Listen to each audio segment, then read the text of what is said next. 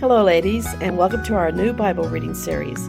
I'm Cindra Enlow from heavenlyplace.com, and this year, as we read through the Bible, we'll explore God's incredible story of love and redemption. If you're looking for a Bible reading plan that's simple and doable, this is it. So let's get started and discover the heart of God together, one chapter at a time. Hello, ladies, and welcome back to our one-year Bible reading plan. This is week 14, day 4, and our scheduled reading for today is Psalm 11 and 59 and 1 Samuel chapters 21 through 23. So in this reading, David is on the run from Saul. He stops in Nob to get bread from the priest, and he takes Goliath's old sword for protection. Then he flees to Gath, where he pretends to be insane just to escape. These are desperate times for David. He's hunted, he's hungry, he's hiding out in caves. But it's in these very moments that David writes the Psalms that we're going to read. In Psalm 11, David reminds himself that even when everything feels unstable, the Lord is in his holy temple. God is still in control. No matter what goes on in our lives, God is always in control.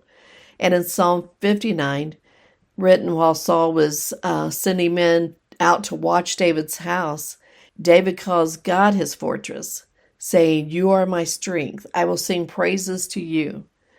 But back in chapter 22, we see that David gathered a group of men, a group of outcasts.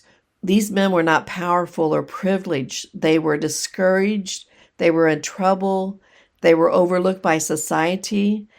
But under David's leadership, many of them would later become known as the mighty men of David, brave warriors and loyal servants who helped establish his kingdom. It's just a beautiful picture showing us that the same way with David, he was an unlikely leader, but God uses the unlikely to do the great, to do his will. So David's learning how to lead while depending fully on the Lord. Meanwhile, Saul continues down a dark path. He accuses priests of helping David. He orders them to be killed.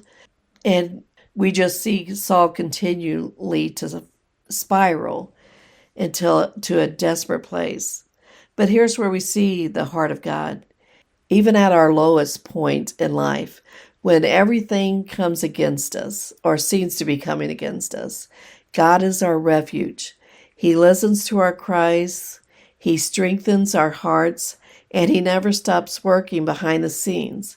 That's why I love Psalms so much. If you're discouraged and you read in the book of Psalms, some of these songs that David wrote, they just lift your heart because God draws near to the brokenhearted. And in that, we find hope as we read through the Psalms. Okay, let's get started today on our reading through the Psalms and 1 Samuel chapters 21 through 23. Psalm 11. In Yahweh I take refuge. How can you say to my soul, flee as a bird to your mountain? For behold, the wicked bend their bows. They set their arrows on the strings, that they may shoot in darkness at the upright in heart. If the foundations are destroyed, what can the righteous do? Yahweh is in his holy temple. Yahweh is on his throne in heaven. His eyes observe. His eyes examine the children of men. Yahweh examines the righteous, but his soul hates the wicked and him who loves violence. On the wicked he will rain blazing coals. Fire, sulfur, and scorching wind shall be the portion of their cup. For Yahweh is righteous. He loves righteousness. The upright shall see his face. Psalm 59. Deliver me from my enemies, my God. Set me on high from those who rise up against me. Deliver me from the workers of iniquity. Save me from the bloodthirsty men, for behold, they lie in wait for my soul. The mighty gather themselves together against me, not for my disobedience, nor for my sin, Yahweh. I have done no wrong, yet they are ready to attack me. Rise up, behold, and help me. You, Yahweh, God of armies, the God of Israel, rouse yourself to punish the nations. Show no mercy to the wicked traitors. Selah. They return at evening, howling like dogs, and prowl around the city. Behold, they spew with their mouth. Swords are in their lips. For, they say, who hears us? But you, Yahweh, laugh at them. You scoff at all the nations. O my strength, I watch for you, for God is my high tower. My God will go before me with his loving kindness. God will let me look at my enemies in triumph. Don't kill them, or my people may forget. Scatter them by your power and bring them down, Lord our shield. For the sin of their mouth and the words of their lips, let them be caught in their pride, for the curses and lies which they utter. Consume them in wrath, consume them, and they will be no more. Let them know that God rules in Jacob to the ends of the earth. Selah. At evening let them return, let them howl like a dog and go around the city. They shall wander up and down for food and wait all night if they aren't satisfied. But I will sing of your strength. Yes, I will sing aloud of your loving kindness in the morning. For you have been my high tower, a refuge in the day of my distress. To you, my strength, I will sing praises. For God is my high tower, the God of my mercy. 1 Samuel 21. Then David came to Nob to Ahimelech the priest. Ahimelech came to meet David trembling and said to him, Why are you alone, and no man with you? David said to Ahimelech the priest, The king has commanded me to do something, and has said to me, Let no one know anything about the business about which I send you, and what I have commanded you. I have sent the young men to a certain place. Now therefore what is under your hand? Please give me 5 loaves of bread in my hand, or whatever is available. The priest answered David and said, I have no common bread, but there is a holy bread, if only the young men have kept themselves from women. David answered the priest and said to him, Truly women have been kept from us as usual these 3 days. When I came out, the vessels of the young men were holy, though it was only a common journey. How much more then today shall their vessels be holy? So the priest gave him holy bread, for there was no bread there, but the show bread that was taken from before Yahweh, to be replaced with hot bread in the day when it was taken away. Now a certain man of the servants of Saul was there that day, detained before Yahweh, and his name was Doeg the Edomite, the best of the herdsmen who belonged to Saul. David said to Ahimelech, Isn't there here under your hand spear or sword? For I haven't brought my sword or my weapons with me, because the king's business required haste. The priest said, Behold, the sword of Goliath the Philistine, whom you killed in the valley of Elah, is here wrapped in a cloth behind the ephod. If you would like to take that, take it, for there is no other except that here. David said, There is none like that. Give it to me. David arose and fled the day for fear of Saul, and went to Achish the king of Gath.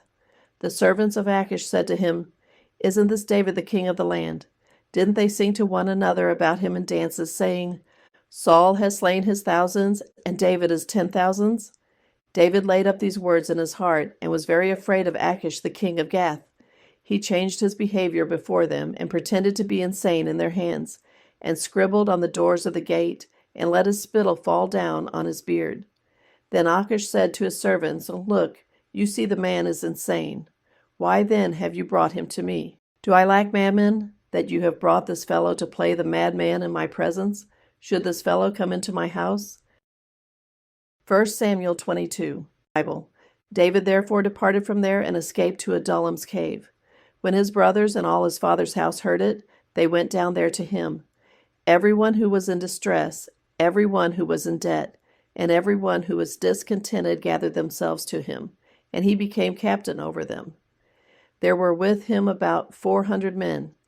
David went from there to Mizpeh of Moab, and he said to the king of Moab, Please let my father and my mother come out to you until I know what God will do for me. He brought them before the king of Moab, and they lived with him all the time that David was in the stronghold. The prophet Gad said to David, Don't stay in the stronghold. Depart and go into the land of Judah. Then David departed and came into the forest of Hereth. Saul heard that David was discovered with the men who were with him. Now Saul was sitting in Gibeah under the tamarisk tree in Ramah, with his spear in his hand, and all his servants were standing around him. Saul said to his servants who stood around him, Hear now, you Benjamites. Will the son of Jesse give every one of you fields and vineyards? Will he make you all captains of thousands and captains of hundreds? Is that why all of you have conspired against me? And there is no one who discloses to me when my son makes a treaty with the son of Jesse. And there is none of you who is sorry for me, or discloses to me that my son has stirred up my servant against me to lie in wait, as it is today." Then Doeg the Edomite, who stood by the servants of Saul, answered and said, "I saw the son of Jesse coming to Nob, to Ahimelech the son of Ahitub. He inquired of Yahweh for him, gave him food, and gave him the sword of Goliath the Philistine." Then the king sent to call Ahimelech the priest, the son of Ahitub, and all his father's house, the priests who were in Nob, and they all came to the king. Saul said, "Hear now, you son of Ahitub." He answered, "Here I am, my lord." Saul said to him, "Why have you conspired against me, you and the son of Jesse, in that you have given him bread and a sword, and have inquired of God for him, that he should rise against me to lie in wait, as it is today?" Then Ahimelech answered the king and said, "Who among all your servants is so faithful as David, who is the king's son-in-law, captain of your bodyguard, and honored in your house? Have I today begun to inquire of God for him? Be it far from me. Don't let the king impute anything to his servant, nor to all the house of my father, for your servant knew nothing of all this, less or more." The king said, "You shall surely die, Ahimelech, you and all your father's house." The king said to the guard who stood about him, "Turn and kill the priests of Yahweh, because their hand also is with David, and because they knew that he fled and didn't disclose it to me." But the servants of the king wouldn't put out their hand to fall on the priests of Yahweh. The king said to Doeg, "Turn and attack the priests."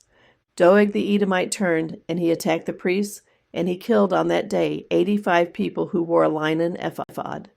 He struck Nob, the city of the priests, with the edge of the sword, both men and women, children and nursing babies, and cattle, donkeys, and sheep, with the edge of the sword. One of the sons of Ahimelech, the son of Ahitub, named Abiathar, escaped and fled after David. Abiathar told David that Saul had slain Yahweh's priests. David said to Abiathar, "I knew on that day, when Doeg the Edomite was there, that he would surely tell Saul. I am responsible for the death of all the persons of your father's house. Stay with me. Don't be afraid, for he who seeks my life seeks your life. You will be safe with me." 1 Samuel 23. David was told, "Behold, the Philistines are fighting against Keilah, and are robbing the threshing floors." Therefore David inquired of Yahweh, saying, "Shall I go and strike these Philistines?" Yahweh said to David, "Go strike the Philistines and save Keilah." David's men said to him, "Behold, we are afraid here in Judah. How much more then if we go to Keilah against the armies of the Philistines?" Then David inquired of Yahweh yet again. Yahweh answered him and said, "Arise, go down to Keilah, for I will deliver the Philistines into your hand." David and his men went to Keilah and fought with the Philistines, and brought away their livestock, and killed them with a great slaughter. So David saved the inhabitants of Keilah. When Abiathar the son of Ahimelech fled to David to Keilah, he came down with an ephod in his hand. Saul was told that David had come to Keilah. Saul said, "God has delivered him into my hand, for he is shut in by entering into a town that has gates and bars." Saul summoned all the people to war, to go down to Keilah to besiege David and his men. David knew that Saul was devising mischief against him. He said to Abiathar the priest, "Bring the ephod here." Then David said, "O Yahweh, the God of Israel, your servant has surely heard that Saul seeks to come to Keilah to destroy the city for my sake. Will the men of Keilah deliver me up into his hand? Will Saul come down, as your servant has heard? Yahweh, the God of Israel, I beg you, tell your servant." Yahweh said, "He will come down." Then David said, "Will the men of Keilah deliver me and my men into the hand of Saul?" Yahweh said, "They will deliver you up." Then David and his men, who were about 600, arose and departed out of Keilah, and went wherever they could go. Saul was told that David had escaped from Keilah, and he gave up going there. David stayed in the wilderness and the strongholds, and remained in the hill country in the wilderness of Ziph. Saul sought him every day, but God didn't deliver him into his hand. David saw that Saul had come out to seek his life. David was in the wilderness of Ziph in the woods. Jonathan, Saul's son, arose and went to David into the woods and strengthened his hand in God. He said to him, "Don't be afraid, for the hand of Saul my father won't find you, and you will be king over Israel, and I will be next to you, and Saul my father knows that also." They both made a covenant before Yahweh. Then David stayed in the woods, and Jonathan went to his house. Then the Ziphites came up to Saul to Gibeah, saying, "Doesn't David hide himself with us in the strongholds in the woods, in the hill of Hachilah, which is on the south of the desert? Now therefore, O king, come down, according to all the desire of your soul to come down, and our part will be to deliver him up into the king's hand."